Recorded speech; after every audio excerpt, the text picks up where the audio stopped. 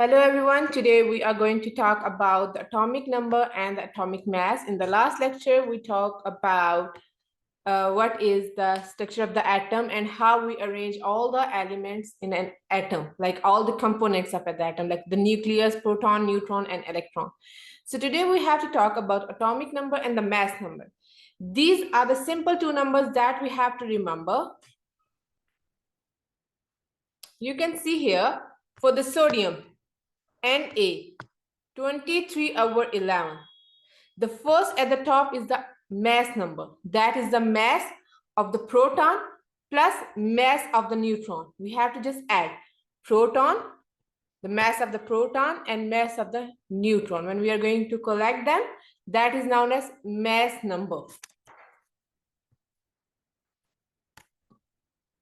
Atomic number, the second number that is present at the bottom, that is the atomic number, mean number of protons. And we know this thing, number of proton is always equal to number of electron. That's why atom is neutral in nature. If someone is going to ask why atom is neutral in nature, you have to say because the number of positively charged and the number of negatively charged are equal.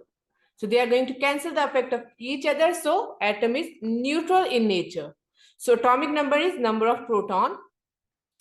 What the atomic number tell us? Atomic number will tell us that how many proton are there.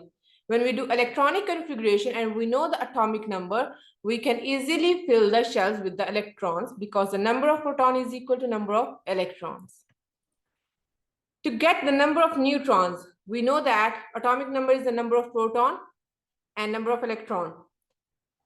The mass number is 23, that is the number of proton plus number of neutron. Now we have to know the number of neutrons. So what the formula we have to use, we have to subtract the mass number minus atomic number. Mass number minus atomic number is equal to the number of neutron in an atom. Like here in the example, 23 minus 11. So it will be 12. So number of neutron are 12 in the nature. It is almost equal to the number of proton. A little bit difference is there. So the mass number is always the biggest number because it's the combination of two things, proton plus neutron. The next thing, the mass number you can see here is also known as Nucleon number, and we are going to represent it with the A. The mass number with the A, that is the Nucleon number. Where the atomic number is also known as proton number, and it is going to be described by Z. A at the top and Z at the bottom. That is all about today's lecture. That what we did, we just did about the different types of proton and neutrons. That how many numbers are there.